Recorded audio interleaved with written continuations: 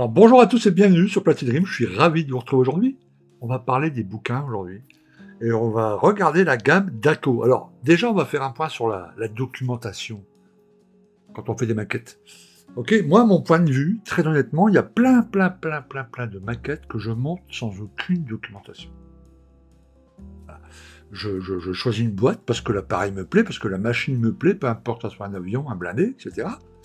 Je la monte suivant les instructions qu'il y a sur la notice, je fais confiance à la notice. Je cherche quelquefois un peu de déco sur Internet pour les livrer. Voilà, c'est tout. Pas de documentation. Ou alors, s'il m'en faut un tout petit peu, je vais sur la toile, Google, clac. Voilà. Mais quelquefois, de temps en temps, une fois par an, disons, on monte une super maquette. Voilà. Un avion qu'on aime bien, une machine qu'on aime bien, une voiture qu'on aime bien, une moto qu'on aime bien, etc. Et là, on veut y aller à fond, on veut y passer plus de temps, on va y ajouter de la photodécoupe, de la résine, etc. Et du coup, on a besoin d'une documentation un peu plus poussée, un peu plus recherchée, une bonne documentation, et là, on investit dans un bouquin. Alors, on peut trouver, évidemment, si vous allez sur Google, et vous cherchez la documentation sur le F-16, par exemple, vous allez trouver des millions de photos sur le F-16. On peut s'en contenter. Le souci, c'est que souvent, on ne sait pas d'où viennent ces photos, souvent elles ont été prises, quand on parle de camo et de couleurs, avec une balance des blancs complètement faussée. On n'arrive pas, si un appareil, une camo qui nous plaît, on voit une photo avec une camo sympa, on se dit tiens, je vais faire celle-ci, pardon. Elle est vraiment géniale, et puis vous trouvez qu'une seule photo, vous n'en trouvez pas une deuxième, et puis vous ne voyez pas l'autre côté, et vous ne voyez pas ci, vous ne voyez pas là, et quand vous cherchez des détails, vraiment, que vous voulez vraiment faire les petites choses bien, sur votre F-16, vous ne trouvez pas, il manque des photos, il vous manque ci, il vous manque là. Là, les bouquins. Voilà.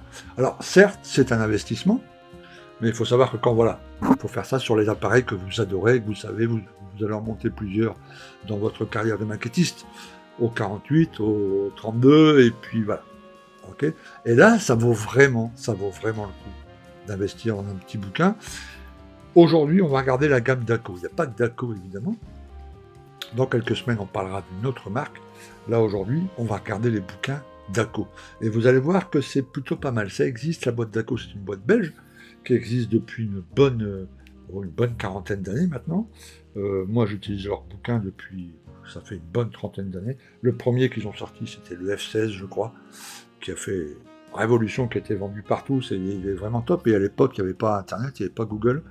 Donc c'était bienvenu un bouquin comme ça, mais encore aujourd'hui, à l'heure de Google, ces bouquins sont quand même vraiment pas mal. Je regarde là parce que la pile, j'ai sorti ma collection, et on va regarder tout ça en détail, et je vais vous montrer voilà, les belles photos et l'avantage d'avoir ce genre de bouquin quand on veut vraiment faire une maquette au top.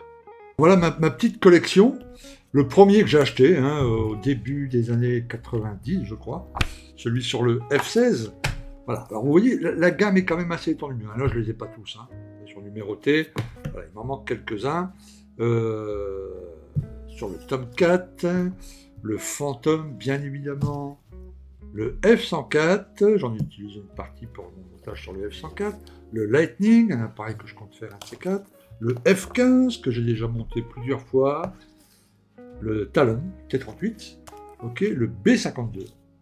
Et Eyes of the Tiger, tous les avions. Là, c'est voilà, sur plusieurs avions, etc. Mais ce genre de bouquin, c'est aussi extrêmement intéressant. On va les feuilleter parce que je vais vous montrer la qualité des photos et puis surtout l'œil maquettiste du photographe qui a pris les photos et qui a cherché vraiment à montrer toutes les petites choses. Vous allez voir, c'est assez sympathique. On va en prendre un au hasard. On feuilletera un peu les autres si vous voulez. Celui sur le F-14, par exemple. Le tome 4, donc.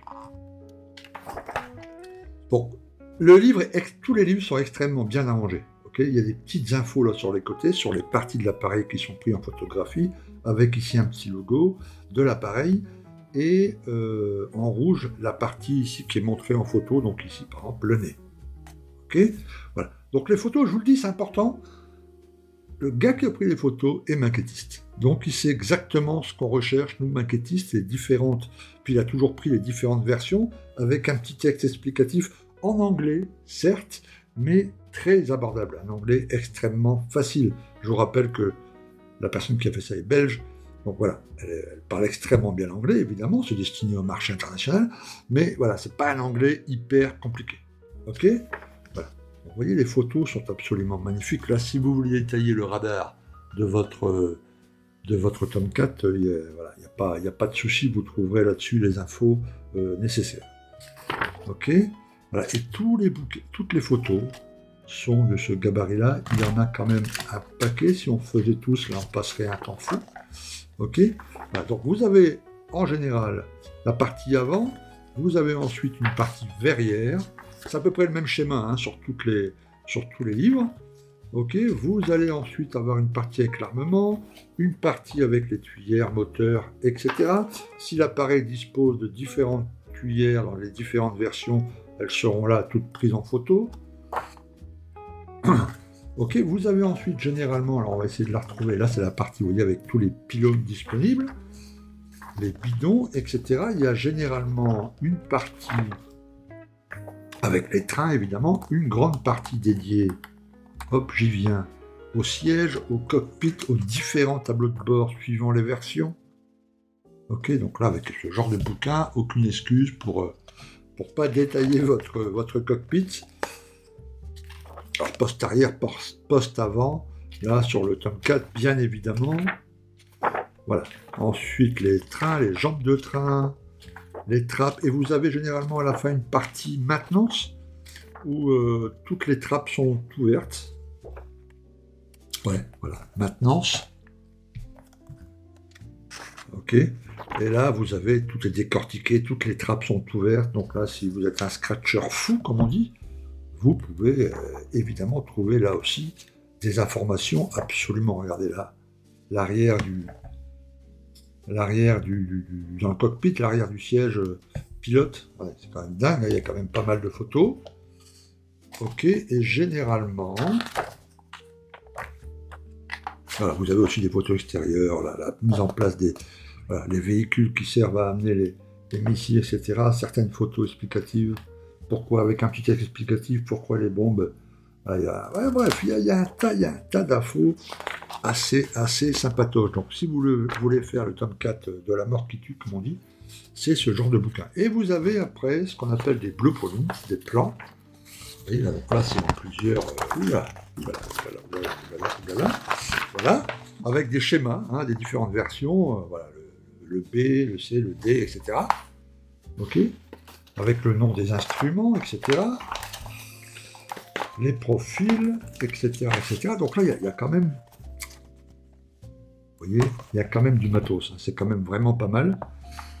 Donc ça, c'est sur le 14. Il y a ici, vous voyez, par exemple, oups, on attend que ça refasse le... Voilà, nickel. Sur le fantôme, et sur le fantôme, c'est exactement la même chose. Hein, ça commence par le nez, et puis voilà, on regarde les différents éléments, les antennes, là aussi, il va y avoir une partie avec les baies de train, avec le cockpit, etc., les tableaux de bord sur les différentes versions. Oups, pardon, voilà. Vous voyez, il y a de quoi faire, hein. Ok, toujours à la fin aussi une partie maintenance avec toutes les trappes ouvertes, etc. Voilà, pour le moteur, par exemple, mise en place du moteur, d'un des moteurs dans le fantôme. Ok, voilà, donc là, vous voyez, hop, hop, hop, et puis à la fin, voilà, le petit schéma là pour les armements, avec les codes de couleurs, etc. Ok, et puis encore, là, une fois, blueprint, etc. Donc vous voyez, ce genre de bouquin, alors le prix moyen environ, c'est entre 30 et 40 balles pour un bouquin.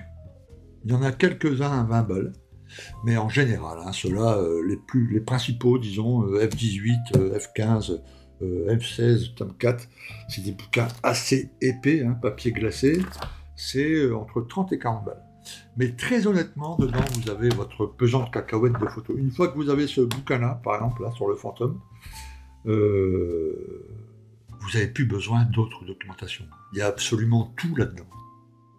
Il y a absolument tout, toutes les versions, les explications. Donc là, c'est assez, c'est hyper complet. Hein. Il n'y a pas besoin d'autre chose. Ok ? Parfait. Là, sur le 104, même sur des appareils assez, entre guillemets, anciens, mais là aussi, hein, même principe, hein, tout est pris en photo, les cockpits, voilà. Regardez. Génial. Mais toujours à la fin, hein, des plans schéma au 72, au 48 quelquefois, voilà, avec toutes les trappes reproduites. Le Lightning. Voyez, même chose, hein.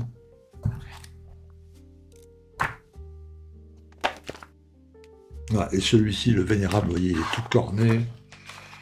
Voilà, parce que je l'ai depuis 30 ans et je l'ai regardé. Je le connais par cœur. Hein. Je le connais par cœur. Bref, celui-ci, c'est sur le F16. Et on a même détaché parce qu'on a fait des photocopies pour les copains. Voilà. Donc, des bouquins. Voilà. Et puis, il y en a certains qui sont un peu moins épais, où il y a un peu moins de doc, il n'y a pas de plan à la fin. Il y a les photos principales, hein, il y a quand même quoi faire. Là, c'est celui sur le B52, par exemple, si vous faites un B52 au 144, j'imagine, ou au 72, plutôt à 144. Bref, vous avez de quoi faire. Voilà, alors ceux-là sont un peu moins chers, ils sont, je sais pas, une vingtaine d'euros.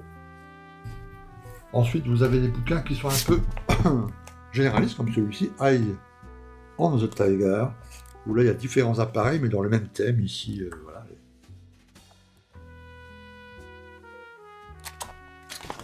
Et là aussi, c'est très intéressant. Là, si vous cherchez le livret, ou si vous comptez faire une petite collection sur ce type de camo, c'est assez intéressant.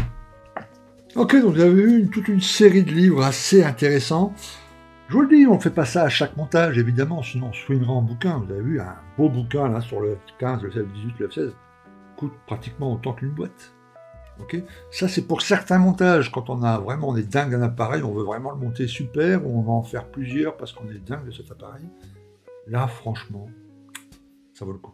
Alors, n'hésitez pas à regarder la description, à lire la description. Il y a des choses assez intéressantes sur l'achat de ces bouquins. Il y a déjà le lien vers la page Page 132 qui vend ce genre de livre. Et puis, il y a des petites choses intéressantes. Regardez dans la description, vous ne serez pas déçus. Ok? Très bien. Merci à vous. Merci d'avoir regardé cette vidéo et je vous dis à très bientôt sur Plastic Dream. A plus, ciao.